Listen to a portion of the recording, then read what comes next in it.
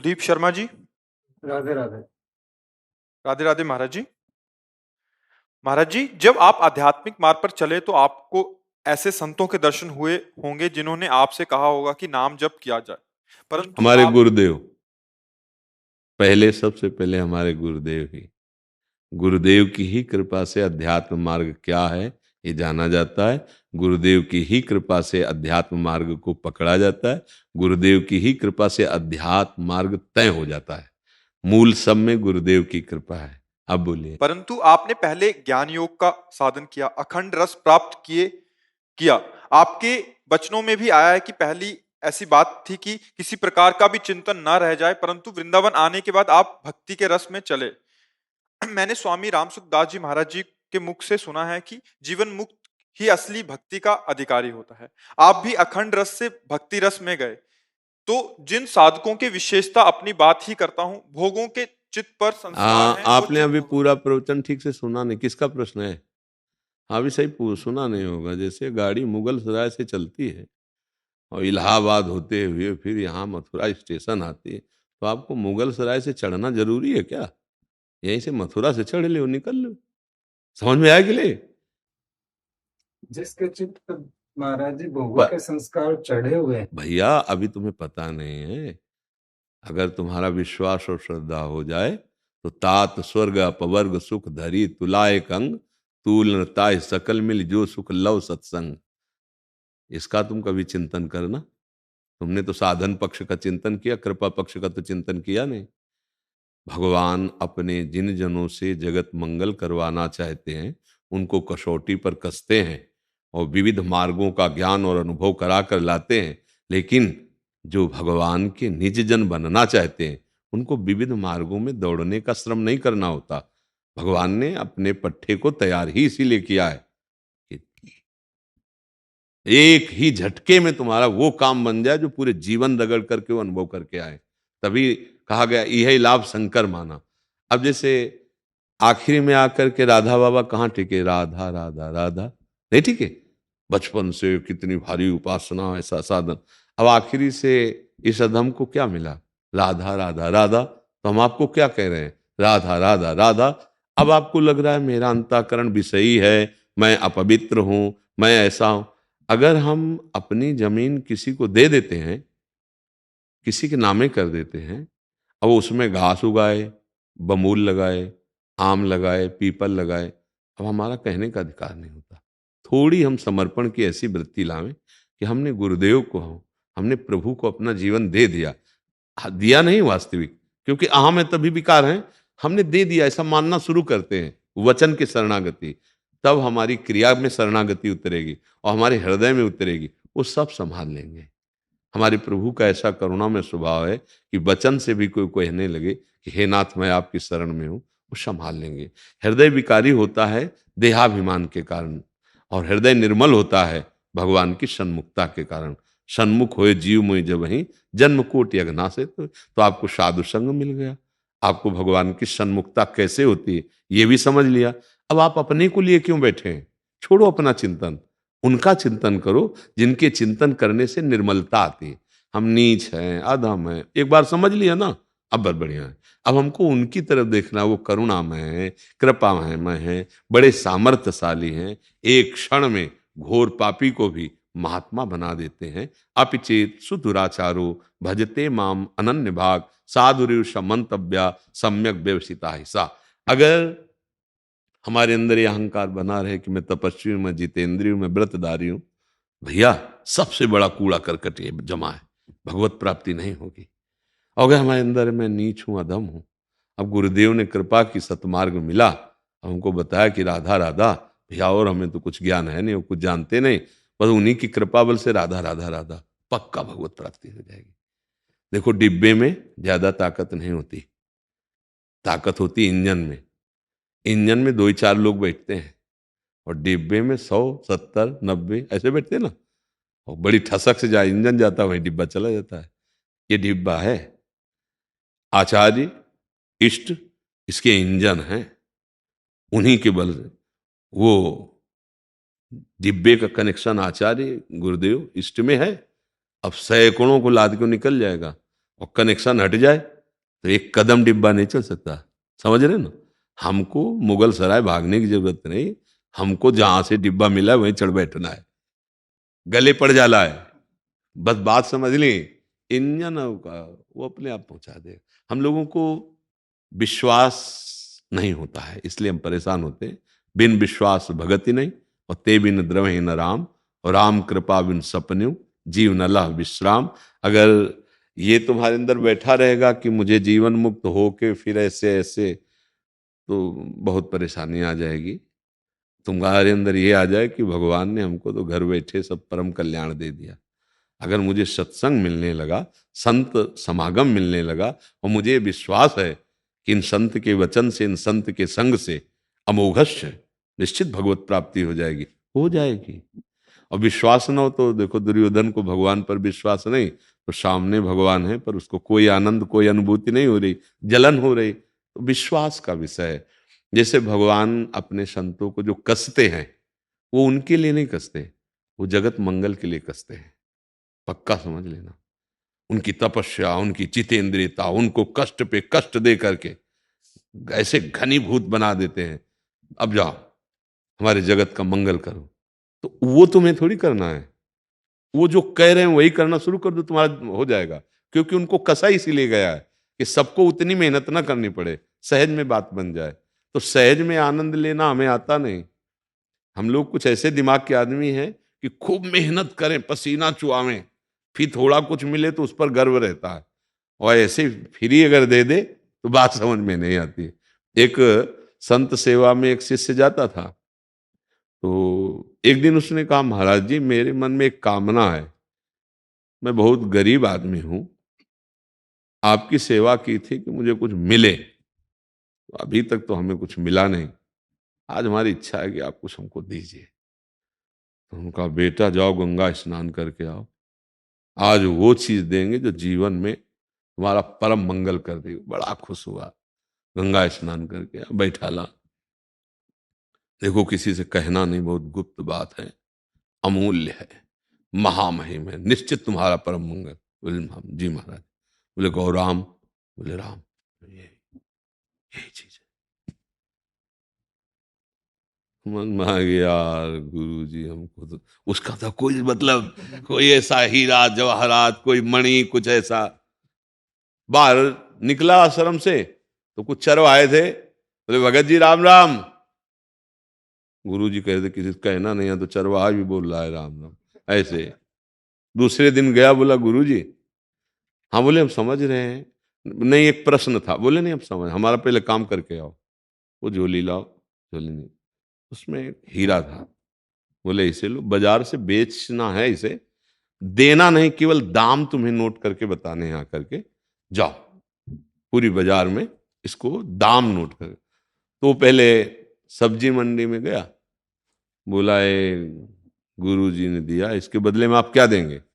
उसने देखा कुछ चमक रहा है, अब सब्जी मंडी वाला क्या जाने। तो उसने कहा 2 किलो आलू ले लो या 1 किलो बैंगन ले लो।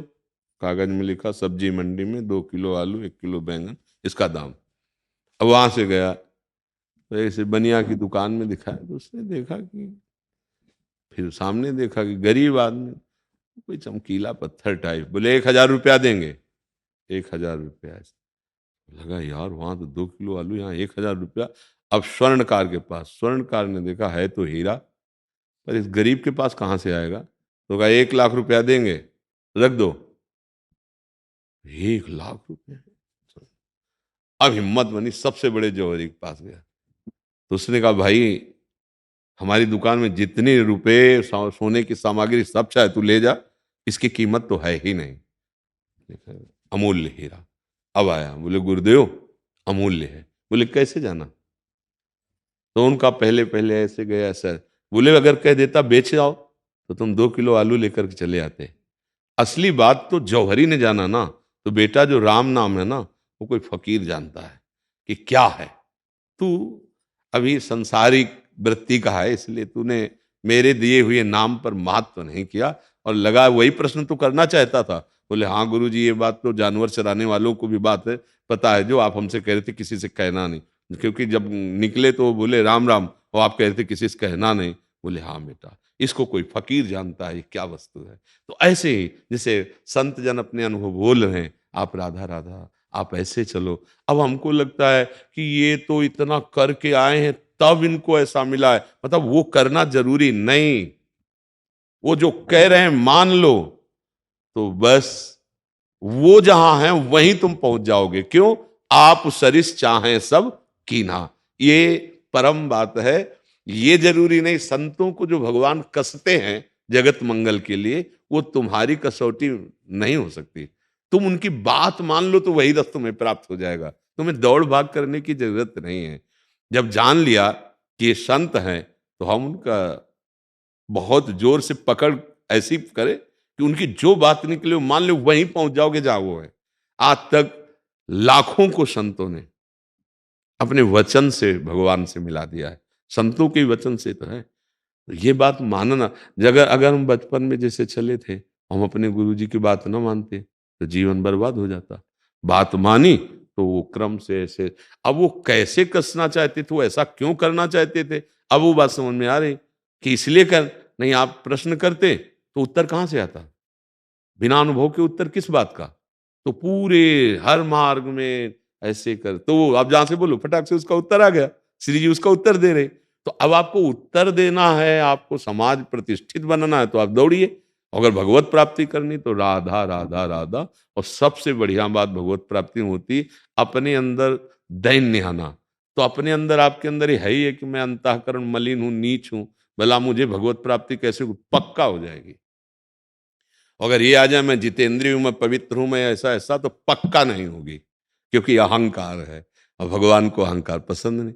तो बच्चा फिर संशय किस बात का, हम जैसे हैं प्रभु के हैं। हमारी जो गंदगी हुई है वो भूल से हुई है, अब हम प्रभु की शरण में, वो करो सद्यते साधु समाना, भगवान कह रहे मैं उसे साधु बनाऊंगा। अब मुझे चिंता क्या है, मुझे अब चिंतन करना है, राधा राधा राधा, हमसे जितना बन सकता है नाम जप करते हैं और प्रभु से प्रार्थना करते हैं कि प्रभु आपके प्रतिकूल कोई आचरण ना हो। अगर कोई आचरण ऐसा हमारे अंदर है तो आप महाराज मुझे बल दो कि मैं गंदा आचरण ना करूं, आपको राजी करना चाहता हूं। आप देखना आपके अंदर वो बल आ जाएगा। पर ये भक्ति है, सरस भाव से चलो। अब इसमें ज्यादा निगेटिव भाव लेकर के नहीं चला जाता है। इसमें रामायण जी में एक श्लोक पढ़ लिया था, पढ़ता हूँ तो उसका, विमल ज्ञान जल जब सो नहाई, तब रह राम भक्ति और छाई, से सुख संकाद। हाँ बच्चा बच्चा सुनो सुनो, देखो विमल ज्ञान क्या है। जहाँ मेरी बुद्धि जैसा काम करते महाराज, मैं समझता हूँ बच्चा, नाम से बढ़कर कुछ नहीं है। तुम राधा राधा या राम राम कृष्ण कृष्ण जप। उन्हीं गोस्वामी जी ने कहा है, मैं मेरी जीभ गर जाए जो मैं थोड़ा भी छुपा के रखूं, मेरे माई बाप दो आखर राम मां, इसी से सब प्राप्त हो गया है। तुम्हें जीवन मुक्तता चाहिए तो जीवन मुक्त हो जाओगे, विशुद्ध भक्ति चाहिए विशुद्ध भक्ति मिल जाएगी। देखो भगवान शंकर परम ज्ञानी होकर नाम जप करते कि नहीं, अस कई जपन लगे हरि नामा, आता नहीं रामायण में। जब वो ज्ञानी होकर नाम जप कर रहे हैं, सनकादि जी हरिशरणम हरिशरणम हरिशरणम, तो तुम अज्ञानी होकर हरिशरणम कहने में क्यों परेशान हो रहे हो, सब ज्ञान आ जाएगा। भैया जब छत की बातें हो तब हमको सीढ़ी की बात देखनी है, क्योंकि उससे हमें चढ़ के जाना है। नाम ही साधन है, नाम ही परम सिद्धि है। तुम नाम जप करके देखो, अगर तुम्हारे अंदर विकास ना होने लगे ज्ञान का, प्रकाश ना होने लगे प्रेम का, तब हमें बताना। पर पहले पाप नष्ट होने दो। कोई भी ऐसा महात्मा नाम हमें नाम लेके बताओ जो सिद्ध होने पर भी भजन न कर रहा हो। तो साधक होने पर हम तो भजन करेंगे तभी तो होगा। गोस्वामी जी की चौपाई नहीं पढ़ी क्या, वो दोहा बारी मथे ग्रत होए बर सिकताते बर तेल, इस पर क्यों नहीं आ रहे। मार घूम रहे हो अटारी अटारी में, अटारी में मत घूम, सीढ़ी में चल। विनिश्चितम बदामिते नान्यथा बचांस में हरिम भजंती नरा, भवसागर तरंती थे। बारी मथे घृत होए बर सिकताते बर तेल, बिनु हरि भजन न भवतरी, या सिद्धांत याद कर लो। राम नाम मणिदीप धर जी देवरी द्वार, तुलसी भीतर। तो कहां फंसे हो, केवल याद करके बोलना चाहते हो क्या। तो फिर चल देख कौन सा ज्ञान बकाया रह जाता है जो तेरे अंदर ना आ जाए, कौन सी ऐसी वृत्ति है जो तेरे अंदर न जागृत हो जाए। भाई भजन तो बच्चा करना पड़ेगा। सिद्ध पुरुष क्या कर रहे हैं, आप हमें किसी भी सिद्ध का नाम लो कि वो भजन नहीं कर रहा, ऐसा बताओ हमें। कोई भी ऐसा सिद्ध नहीं। ज्ञान सिद्ध, भक्ति सिद्ध तो उनका स्वभाव ही बन जाता है, पर ज्ञान सिद्ध महापुरुष भी सनकादि बोध संपन्न हरीश शरणम हरीश शरणम हरीश शरणम। श्री सुखदेव जी 18,000 श्लोक भागवत के गान कर रहे हैं। तो जो महापुरुष जन कर रहे हैं, अगर हम करें तो वही महापुरुषों की स्थिति हमारे अंदर भी आ जाए। आप डाल डाल पात पात भागने की कोशिश करोगे तो शास्त्र रूपी जंगल में फंस जाओगे। मूल पकड़ो, प्रेम मूल यह नाम है। आप ये चौपाई पढ़े हो कि राम राम भी नहीं कह पाते थे, मरा मरा मरा, फिर क्या हुए? बोले ब्रह्म ऋषि। कैसे? भगवान के चरित्र भगवान के अवतार के पहले लिख दिए। ये विमल ज्ञान कहां से आया? राम राम राम। समझ लो, ये हम बहुत तुम्हें हर शास्त्र, हर संत, हर मार्ग के जहां जहां से सब शोध के बाद तुम्हें बता रहे। अब बच्चा ना समझोगे तो फिर अब ढूंढो विमल ज्ञान किस सरोवर में मिलता है। ढूंढो विमल ज्ञान कहाँ मिलता है, और कहीं ढूंढने की जरूरत नहीं, और शुरू कर दो राधा राधा राधा राधा, राम राम कृष्ण कृष्ण हरि हरि, जो जो यहीं प्रकट हो जाएगा। यह अनुभव की बात कह रहे हैं, यहीं प्रकट हो जाए। पढ़ लिख करके यात्रा नहीं होती है। बोले यहां से 500 किलोमीटर दिल्ली है, ये है वो है वो, तो आप पहुंच गए क्या दिल्ली? मत पढ़ो, दिल्ली का मार्ग मिल गया और आप चलना शुरू कर दो, एक दिन पहुंच जाओगे। मार्ग है भगवन नाम जप चिंतन, अनन्य चेता सततम, यो माम स्मृति नित्य सा तस्याहम सुलभा पार्थ। अहम सुलभा भगवान कह रहे हैं। तो हमें नाम जप करना है, हमें चिंतन करना है। बच्चा जो सिद्ध हो गए उनका सतत चिंतन होता है, जो साधक हैं वो सतत चिंतन का अभ्यास करते हैं। नाम जप करो, ज्यादा इधर उधर शास्त्रों में भागने की कोशिश मत करो। मेडिकल स्टोर पूरा भरा है, लेकिन रोगी के अनुसार दवा सदगुरु देता है। अगर स्वयं मेडिकल स्टोर से लेके खाएगा तो उसको नुकसान पहुंच सकता है। तो आजकल अपने लोग क्या है, मेडिकल स्टोर में खुद घुस करके दवा ढूंढ करके खाना चाहते हैं, तो हम सब परेशान घूम रहे हैं। और पहले क्या था, संत सदगुरुदेव के द्वारा दी हुई शास्त्र सम्मत सिद्धांत बड़ी जल्दी सिद्धि प्राप्त हो जाती थी। अब संत सदगुरुदेव को केवल मान लिया है, पर चलेंगे हम अपने हिसाब से। शास्त्र है मेडिकल स्टोर, सदगुरु है वैद्य। सदगुरु वैद्य वचन विश्वासा और संयम यह न विषय के आशा, अभी सब काम बन जाए।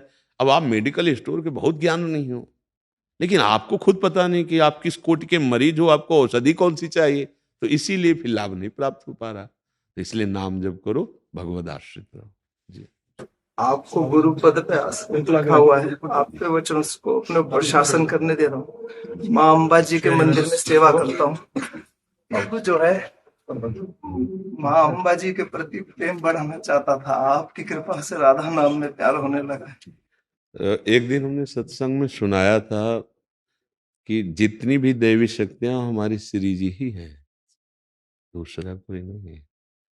अगर भगवान ब्रह्म है तो वो मूल प्रकृति है, भगवान राम तो सिया जी है, भगवान नारायण तो लक्ष्मी जी है, भगवान शिव तो वही अम्बा जी है, दूसरा कोई नहीं है। जब अम्बा को देखो तो आप श्री जी की झांकी करो कि हमारी प्रिया जी ही इस रूप में है, कोई परेशानी नहीं।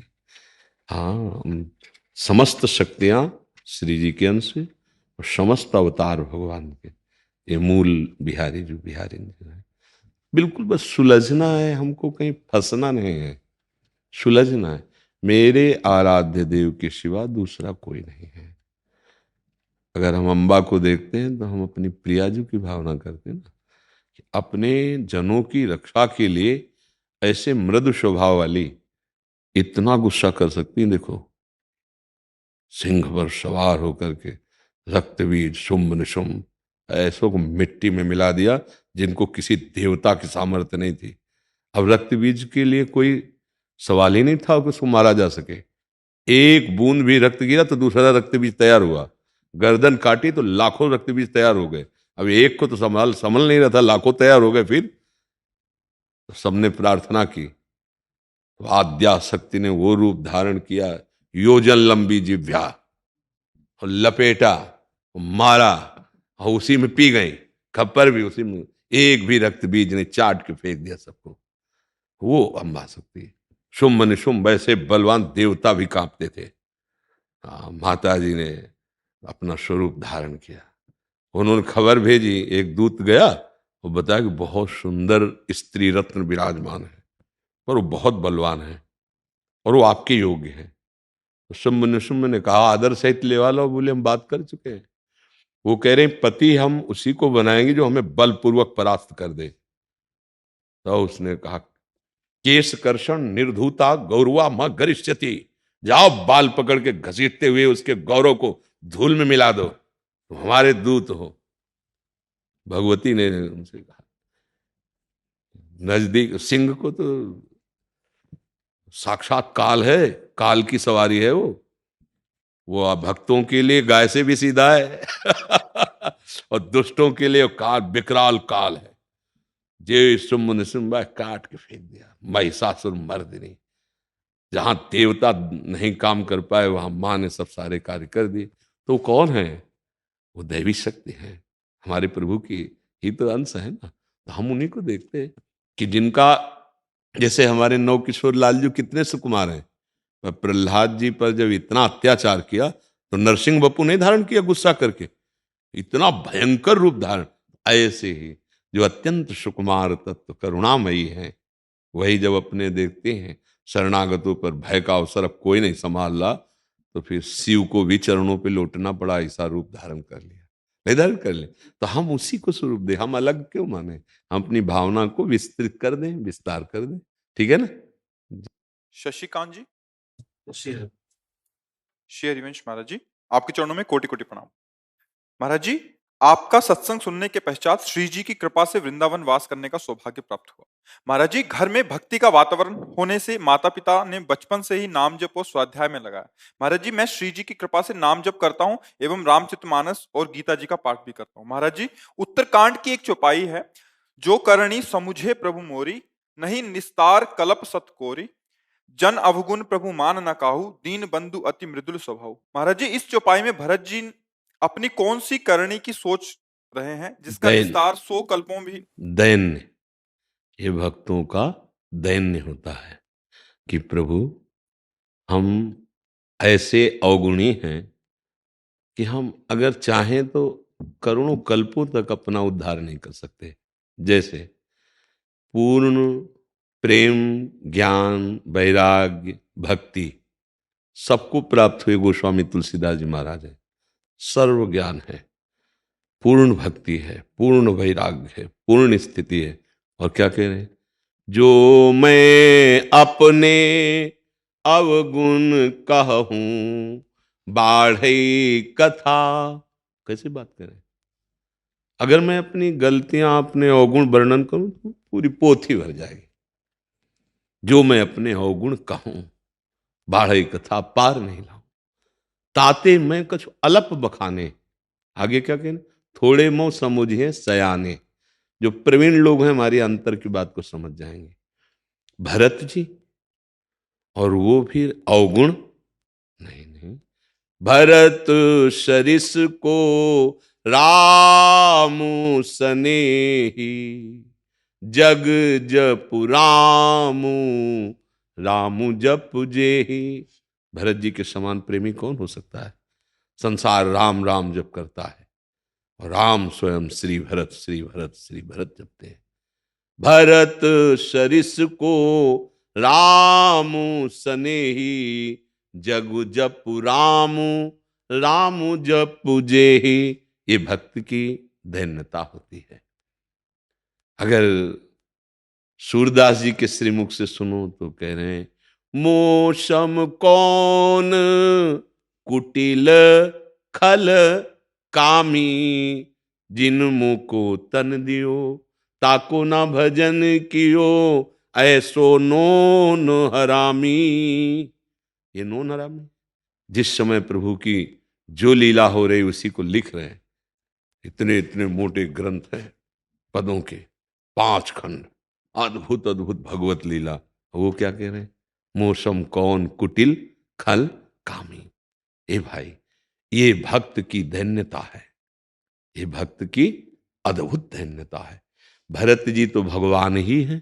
भगवान अपने 4 वपु से प्रकट हुए, राम, भरत, लक्ष्मण, शत्रुघ्न भगवान ही अपने, जैसे चतुर्व्यूह कृष्णावतार, वासुदेव, संकर्षण, प्रद्युम्न, अनिरुद्ध, ऐसे ही राम, लक्ष्मण, भरत, शत्रुघ्न चतुर्व्यूह भगवान अपने को प्रकाशित किए हुए। वहां भरत जी की दैन्यता है कि अगर मैं अपनी करनी को देखूं तो करोड़ों कल्प तक उद्धार नहीं हो सकता। क्या मेरे को निमित्त बनाकर भगवान को 14 वर्ष का वनवास दिया गया? क्योंकि निमित्त तो मैं ही बना ना, कि भरत को राजगद्दी और राम को 14 वर्ष का ये करनी करोड़ों कल्प तक मुझे नरक में डाले उद्धार। पर जब मैं अपने प्रभु की तरफ देखता हूं तो उनका स्वभाव है जन अवगुण प्रभु मान न काऊ, दीन बंधु अति मृदुल स्वभाव, रहत न चित प्रभु चूक किए की, करत सुरत सय बार ही की। प्रभु हृदय की बात जानते हैं। यद्यपि हमारी करनी तो ऐसी है कि करोड़ों कल्प तक मेरा उद्धार, पर मेरे स्वामी का स्वभाव है वो अपने जन के अवगुणों की तरफ ध्यान ही नहीं देते हैं, बड़े कृपाल हैं। यहाँ ये विषय है, भक्ति की परम दैन्यता है। नहीं तो भला हनुमान जी महाराज जैसे विभीषण जी से अपनी बात, असमय अधम सखा सुनु, मोहू पर रघुबीर। जरा इस पर विचार करो। ये भक्त के परम ज्ञानी, परम महात्मा, महान बल समुद्र ऐसे बोल रहे हैं। ऐसे भरत जी महान प्रेमी हैं। भरत जी जैसा प्रेमी कौन त्रिभुवन में हो सकता है? राम प्रेमी भरत जी जैसा कैसा? हाँ, तो जब कभी किसी को बहुत प्यार से भगवान ने सम्मान दिया है तो भरत जी जैसा प्यार करे कि तुम हमें ऐसे प्यारे हो जैसे भरत प्यारे है, ऐसा कह के। तो भरत जी की कोई करनी ऐसी हो सकती है? नहीं, भूल से भी किसी महाभागवत की ऐसी करनी हो ही नहीं सकती। फिर वो तो भगवान हैं, भगवान ही है। जो राम जी है वही भरत जी हैं, वही लखनलाल है, वही शत्रुघ्न है, दूसरा थोड़ी कोई है। सच्चिदानंद भगवान चार रूपों में प्रकाशित है, वही भगवान दूसरे को है। तो समझ पाए आप जी? अंजू जी, राधा वल्लभ श्री हरिवंश। राधा वल्लभ श्री हरिवंश। पूज्य गुरुदेव भगवान, आपके चरणों में कोटि कोटि प्रणाम। महाराज श्री, आपने सत्संग में चित्त के समाधान के बारे में कई बार कहा है।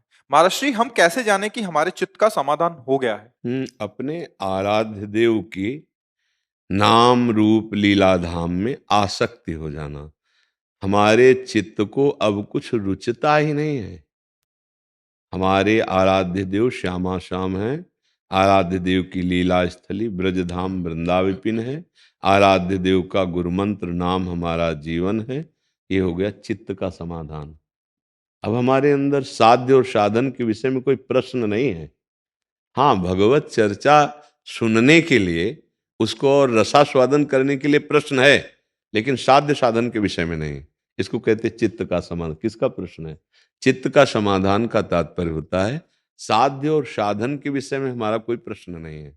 हाँ, साध्य का रसास्वादन करने के लिए और लीला का रहस्य प्रकाशित करने के लिए हम फिर प्रश्न कर सकते हैं। जैसे रामायण में बहुत प्रश्न किए हैं, भरद्वाज जी याज्ञवल्क्य संवाद हो रहा है, काकभूषुंडी जी गरुण जी का संवाद हो रहा है, ऐसे तो है। लेकिन चित्त का समाधान हो गया, साध्य साधन के विषय में संशय नहीं। तो इसीलिए कहते हैं बहुत जल्दी चित्त का समाधान कर लीजिए, अर्थात साध्य साधन को निश्चित कर लीजिए, चौराहे पे ही मत खड़े रहिए। क्योंकि हमने देखा कि 50 वर्ष हो गए, अष्टांग योग की बात करवा लो, ज्ञान योग की बात करवा लो, कर्म योग की बात, सब बातें हो रही हैं, लेकिन चले एक कदम किसी तरफ नहीं। तो चल दो, किसी एक मार्ग को लेकर चल दो, साध्य साधन के विषय में संशय मत रखो। उसको कहते हैं चित्त का समाधान। चित्त का समाधान हो गया। हमारे आराध्य देव कौन है, उनका मार्ग क्या है, हमें क्या करना चाहिए, क्या नहीं करना चाहिए, चित्त का समाधान हो गया। गुरु का आश्रय लेकर के हम अपने चित्त का समाधान कर लें। बात समझ में आ गई जी? ऐसा। अजय कुमार सिंह जी, मथुरा से। राधे राधे महाराज जी, आपके चरणों में कोटि कोटि प्रणाम। महाराज जी, मुझे श्री जी की कृपा से राजकीय सेवा में रहते हुए वृंदावन धाम की सेवा करने का अवसर मिला है। सेवा के तहत मुझे वृंदावन में वृक्षारोपण का अवसर मिला है। महाराज जी, भविष्य में वृक्षारोपण के तहत हमें वृंदावन में पुराने स्वरूप को वापस पाने के लिए किन वृक्षों का वृक्षारोपण करना चाहिए महाराज जी, थोड़ा मार्ग। अब सबसे बड़ी बात यह कि जगह कहाँ रह गई है। जैसे हम आपसे प्रश्न करें ना, तो अब बिल्डिंगें बन रही हैं। अब जैसे हमारे वृंदावन का करील, कदम, तमाल, अशोक, बट, मतलब बट वृक्ष समझ ना, अब इनके लिए कितनी विशाल जगह चाहिए। एक बट वृक्ष 1 बीघा में अकेले अपने फैला देगा। उसकी बहुत डालों से भी जड़ आ जाती है ना। अब बहुत, ये तो बहुत ही मतलब दुख का विषय है कि जहां लताएं होती जगह खरी जाती, पहले लताएं हटा दी जाती है। रास्ते में आते थे, एक बट वृक्ष था, नव किशोर, देखते ही आनंद, उसको भी नष्ट कर दिया गया क्योंकि जगह बेचनी है। तो अब सामने वाला कहेगा वृक्ष हटाओ, तब हम मकान बनाएंगे। पीपल वैसे भी वासुदेव का स्वरूप है, और यहाँ तो हर लता वासुदेव है, चाहे बम्बूल की क्यों ना हो। यहाँ तो हर लता भगवत स्वरूप है, धाम है ना। पर भाई ये बड़ी दुर्व्यवस्था है। हरिराम व्यास जी ने लिखा है कि अगर एक डाल काट दी जाए तो करोड़ों ब्राह्मण की हत्या का पाप लगता है। और साक्षात वासुदेव स्वरूप वृक्ष को, बड़ा वृक्ष था, तो अब उस लता को लगाकर और उसको पुष्ट करने में, आप लगाते हो, आप देखो ना, कोई लता को कितना दुलार प्यार करके 10वें वर्ष में उसे ऊपर उठाया जाता है। अब वो 100 वर्ष 150 वर्ष की लता 5 मिनट में लगा के, जेसीबी, क्या जेसीबी कहते, अब ऐसे हृदय तलस के रह जाता है कि भगवान, हमारे धाम की जो शोभा है, महिमा है, मतलब 50-50 मयूर के झुंड हमने इत धाम में देखे हैं, नाच रहे हैं, कुहुक रहे हैं सब। अब लताएं ही खत्म, तो बंदर और कुत्ते मिल मिला करके सब ऐसे नाच रहा है, मुंह झपटे मार दिया। अब वृक्ष ही धीरे धीरे धीरे, अब ये कुछ चंद वृक्ष रह गए, मदन टेर और श्री जी का जो बगीचा इधर, और उधर टटिया स्थान उधर, ऐसे अब हर जगह जगह खरीद के बिल्डिंग बनाई जा रही लताओं का। तो अब ये कि जैसे मार्ग में आप लताएं लगा रहे हैं, तो बिजली के तार में अगर वो आ रही तो काट के फेंक दी जाएगी, है ना।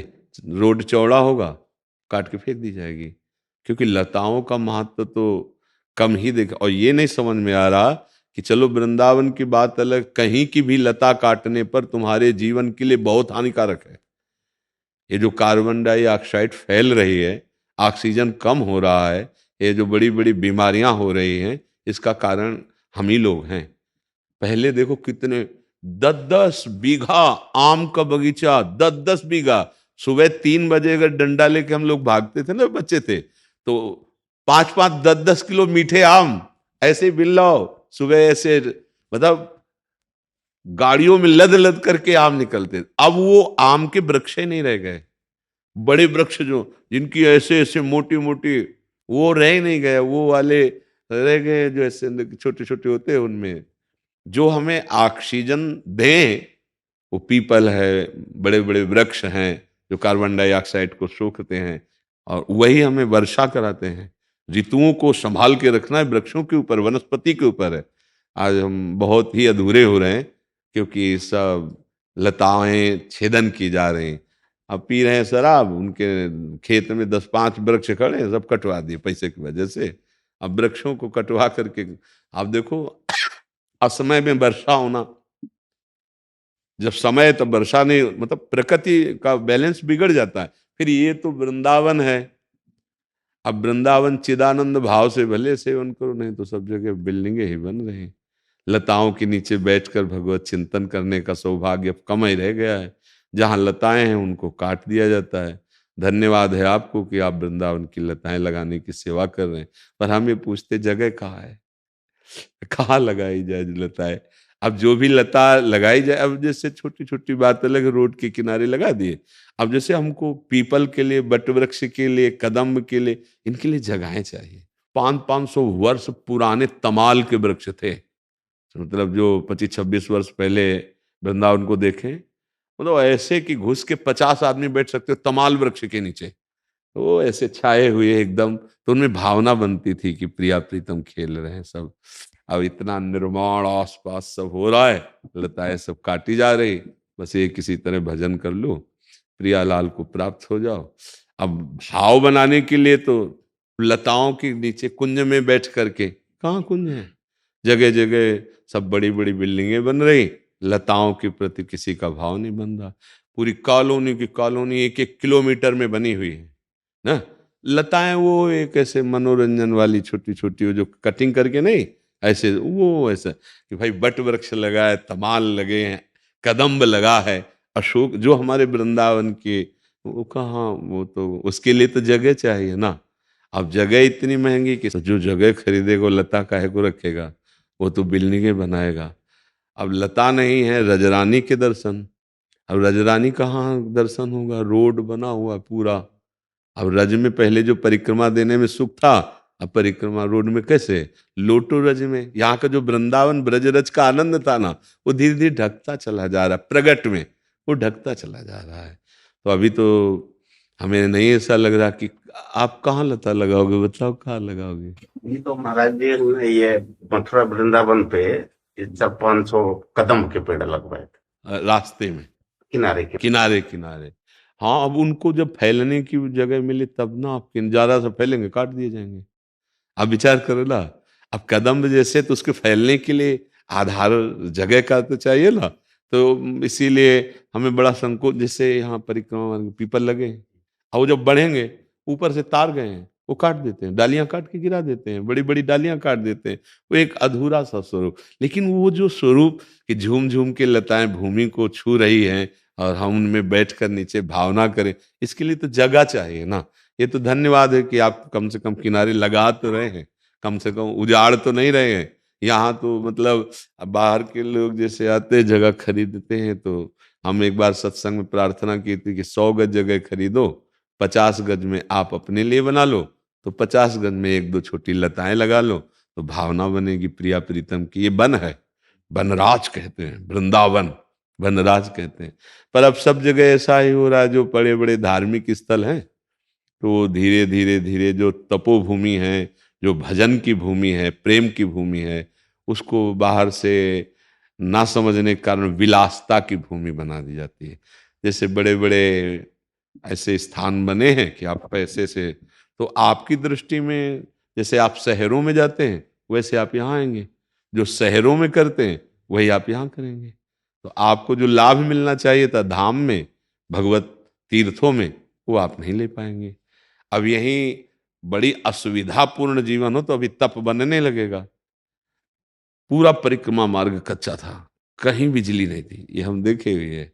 क्या रात्रि में देखो, एक से एक महात्मा माला लिए हुए परिक्रमा लगा रहे हैं, आनंदित हो रहे हैं।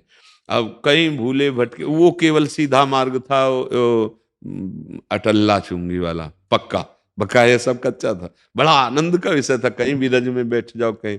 अब रजरानी मिलना मुश्किल है, ऐसे रज मिलना मुश्किल है।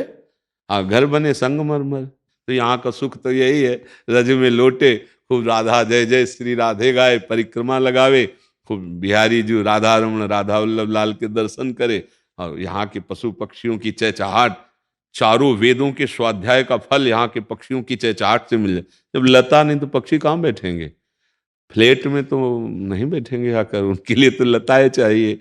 और लता के प्रति प्यार है नहीं। पर धन्यवाद आपको कि आप जो अभी हमारे ब्रजमंडल की लता जहाँ जहाँ जगह मिले उनमें जरूर रोपिए। और प्रिया प्रीतम बहुत सुखी होते हैं, क्योंकि उनका ये जो वृंदावन धाम है नित्य केली स्थल है।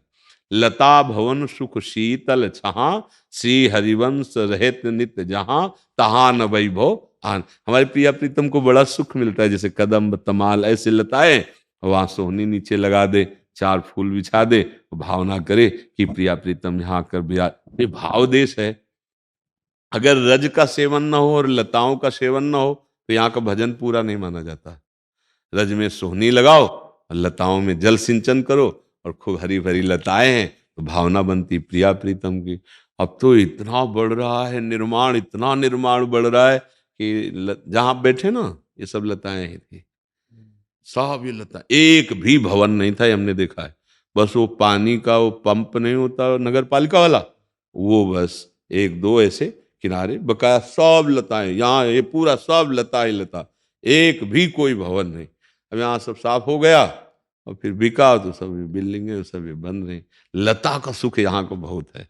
अब लताओं पर न तो ध्यान दिया जा सकता है क्योंकि इतनी महंगी जगह हो गई है कि वो बेचारा अब जो ऐसे खरीदेगा वो काहे को तमाल और अशोक कदम को रखेगा।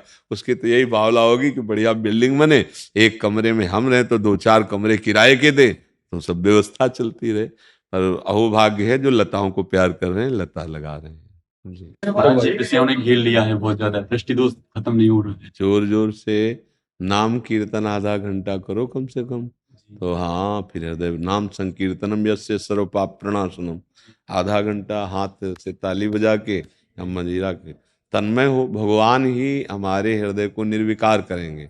नाम कीर्तन है, भगवत कथा जैसे भागवत है या गीता है, 2-4 मिनट पढ़ो उसे, तो मन उसमें जब चिंतन में लगेगा तो विषय कमजोर पड़ेगा। अब वही चिंतन, वही कथन, वही श्रवण विषयों का, तो विषय तो बढ़ेंगे ही। भगवान का कथन श्रवण मनन हो तो विषय कमजोर बनेंगे। ठीक है ना? हाँ, नाम कीर्तन। राधा राधा राधा राधा राधा राधा राधा